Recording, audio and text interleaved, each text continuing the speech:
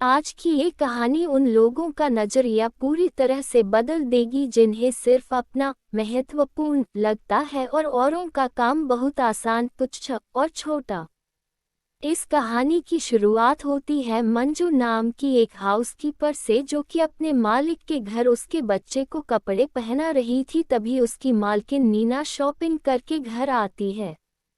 नीना ये देखकर कि मंजू अभी भी उसके बच्चे की तैयारी में लगी है, गुस्सा हो जाती है और उसे डांट कर कहती है कि अब तक तुमने मेरे बेटे को तैयार नहीं किया। मंजू बड़े अदब से अपनी मालकिन को कहती है कि माफ़ कीजिए मैडम, मैं दूसरे कामों में लगी हुई थी इसलिए थोड़ी देर हो गई। नीना मुंह चढ़ाते हुए कहती है, ऐसा क्या बड़ा काम करती हो? घर के काम ही तो करती हो, फिर भी कहती हो कि बिजी थी। मंजू, जो कि अपना काम बड़े ही ईमानदारी से करती है, फिर भी यह सब शांति से सुन लेती है और कहती है कि माफ़ कीजिए मैडम, मैं अभी ही फटाफट बाबा को तैयार कर देती हूँ। नीना कहती है ठीक है, मैं दिन भर शॉपिंग करके बहुत थक गई हूँ, मैं अपने रूम में नहाने जा रही हूँ और अपने साथ लाया हुआ सामान नीचे ज़मीन पर पटकते हुए कहती है, इसे तुम मेरे रूम में पहुँचा देना। और हाँ, मेरे बेटे के टी शर्ट पर अभी भी सिलवटें नजर आ रही है, उन्हें इस्त्री करके सही करो। मंजू अभी भी शांत है, वह कहती है जी मैडम और निपना वहाँ से चली जाती है। दोस्तों, ये घटना हमारे या आपके मन में मंजू के लिए दया और नीना के लिए नफरत पैदा कर सकती है। और शायद आप सोचोगे कि क्या ऐसे लोग भी दुनिया में होते हैं? तो मैं कहूँगा जी हाँ, होते हैं और हमारे आसपास ही होते हैं। मगर हमें ऐसे लोगों से नफरत करने की नहीं, बल्कि उनके विचार बदलने की ज़रूरत है। चलिए कहानी में आगे बढ़ते हैं। एक दिन नीना, उसका हस्बैंड गौरव और उसका बेटा तीनों डाइनिंग टेबल पर बैठे होते हैं और मंजू उनको खाना सर्व करने के लिए किचन से खाने का सामान ला रही होती है। क्योंकि उसने एक साथ 3 प्लेटें अपने हाथ में पकड़ी होती है, तो उसे धीरे धीरे से चल के उन्हें संभालना पड़ रहा होता है। ये देखकर गौरव उसकी हेल्प करने की सोचता है और अपनी कुर्सी से उठने ही वाला होता है, तभी नीना उसे रोक लेती है और कहती है, तुम कहाँ जा रहे हो? उसे करने दो, वही तो उसका काम है, उसी का तो हम उसे पैसा देते हैं। मंजू जैसे तैसे बैलेंस करते हुए तीनों प्लेट डाइनिंग टेबल पर लेकर आती है। जब वह नीना के सामने वह प्लेट रखती है तो उसमें मटर पनीर देखकर नीना की आंखें गुस्से से बड़ी हो जाती है। वह तुरंत चिल्ला के कहती है, तुम्हें थोड़ी सी भी अक्ल नहीं है क्या? ये सेम खाना इसी हफ्ते में दूसरी बार हमें परोस रही हो।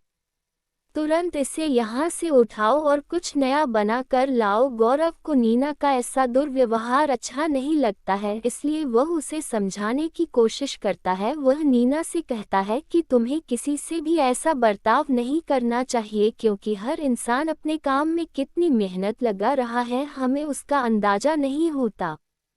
नीना कहती है कि वो क्या बड़ा काम करती है, घर का काम ही तो करती है, भला उसे क्या मेहनत लगती होगी। गौरव कहता है, तुम ऐसा कह रही हो क्योंकि तुमने कभी उसका काम करके नहीं देखा है। तभी नीना घमंड से अपने हाथ दिखाते हुए कहती है, ये हाथ काम करने के लिए नहीं, शॉपिंग करने के लिए बने हैं, और हंसने लगती हैं। एक दिन जब मंजू किचन में बर्तन धो रही होती है, तब नीना किचन में जाती है और पीछे से उसे आवाज देते हुए कहती है कि जल्दी जल्दी यह काम खत्म करो, तुम्हारे लिए और भी कई काम है। अचानक तीव्र आवाज सुन के मंजू हड़बड़ा जाती है और उसके हाथ में जो प्लेट होती है वह नीचे गिरकर टूट जाती है। जैसे ही प्लेट टूटी हुई नजर आती है, नीना गुस्से से आग बबूला होकर मंजू को खरी खोटी सुनाते हुए कहती है कि तुम्हें पता भी है ये प्लेट कितनी महंगी थी। मंजू माफी मांगते हुए कहती है, मैडम गलती से टूट गई, नई खरीद के ला दूंगी। नीना अब और ज्यादा गुस्सा हो जाती है और कहती है, अच्छा तुम गलती भी करोगी और उल्टा जवाब भी दोगी? ठीक है, तुम्हें सबक सिखाना ही पड़ेगा। अपना सामान उठाओ और दफा हो जाओ यहाँ से। मैं तुम्हें अभी नौकरी से निकाल रही हूँ। ये सुनकर मंजू की आंखों में आंसू आ जाते हैं और वह नीना से कहती है कि मैडम मेरे साथ ऐसा मत कीजिए, मुझे इस नौकरी की ज़रूरत है। मगर वो मंजू की एक नहीं सुनती और उसे नौकरी से निकाल देती है। तभी गौरव किचन में आ जाता है और नीना से पूछता है कि क्या हुआ। मुझे कुछ टूटने की आवाज़ सुनाई दी, सब ठीक? तो नीना कहती है कि मैंने मंजू को नौकरी से निकाल दिया है, तुम कोई और हाउसकीपर हायर कर लो। मगर गौरव उसे साफ साफ शब्दों में मना करते हुए कहता है कि अब बहुत हुआ, मैं किसी भी नए व्यक्ति को काम पर नहीं रखने वाला हूँ। अगर तुम्हें लगता है कि मंजू का काम इतना आसान है तो तुम ही घर का काम संभालो। और हाँ, अगर तुम मना करोगी तो शॉपिंग के बारे में भूल जाओ, क्योंकि मैं तुम्हें उसके लिए क्रेडिट कार्ड नहीं देने वाला। गौरव का ऐसा बदला हुआ रूप देखकर नीना उसे देखते ही रह गई और उसने सोचा घर का काम कितना मुश्किल होगा। ऐसा सोच के उसके लिए राजी हो गई। दरअसल गौरव के ऐसे बर्ताव के पीछे का कारण बड़ा ही साफ साफ समझ में आता है कि वो नीना को वो सारे काम करवा के जिन कामों को या ऐसे काम करने वालों को तुच्छ समझती है, उन्हें करने के लिए कितनी मेहनत और लगन लगती है, इसके बारे में जान सकें। अगले दिन सुबह से ही नीना घर के काम में लग गई। जब वो अपने बच्चे को तैयार कर रही थी तो उसे पता चला कि बच्चों को तैयार करना कोई बच्चों का खेल नहीं है। घर में साफ सफाई करते करते उसकी हालत पतली हो गई। उसने अपने परिवार का पेट भर सके इसके लिए घंटों रसोई घर में बिताए और जब वो अपने बनाए खाने को डाइनिंग टेबल पर लेकर आई तो उसके बेटे ने एक नज़र देखकर ही उसे खाने से मना कर दिया। उस पल उसे एहसास हुआ कि जब कोई किसी के हार्डवर्क का सम्मान नहीं करता तब कितना बुरा लगता है। खाना खत्म होने के बाद जब वो दुखी मन से बर्तन धो रही थी तब ध्यान न देने के कारण उससे भी वैसी ही महंगी वाली प्लेट नीचे गिरकर टूट गई, जिसे तोड़ने पर उसने मंजू को नौकरी से निकाल दिया था। अब उसे पूरी तरह मंजू की मेहनत और काम में उसकी लगन का एहसास हो गया था और उसे मन ही मन पछतावा भी ही रहा था। थोड़े दिन नीना ने बड़ी मुश्किल से सारा काम करते हुए बिताए।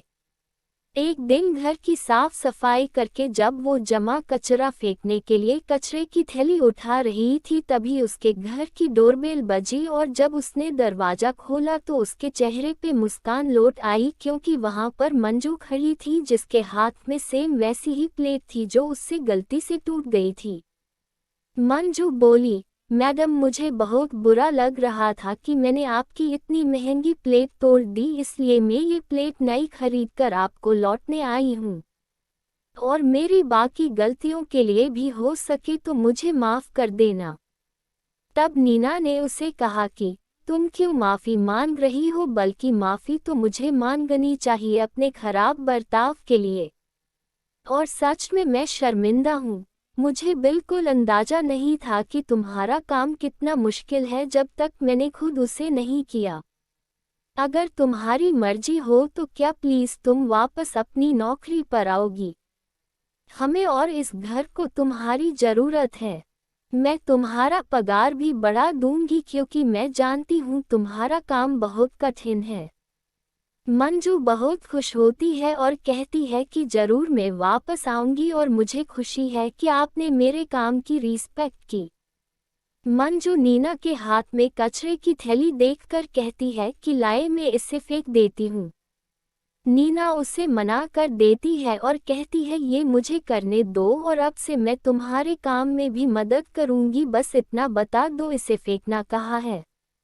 दोनों हंसने लगती। दोस्तों, ये सिंपल कहानी हमें सिखाती है कि हम सिर्फ सोचकर या देखकर किसी के भी काम में कितनी मेहनत, लगन या ध्यान लगता है ये नहीं जानते, इसलिए हमें हर इंसान के काम और उस इंसान की रिस्पेक्ट करनी चाहिए। अगर आपको हमारी कहानी अच्छी लगी हो तो हमारे चैनल को लाइक, सब्सक्राइब और शेयर ज़रूर करें और इस कहानी में आपकी क्या राय है हमें कमेंट करके ज़रूर बताएं।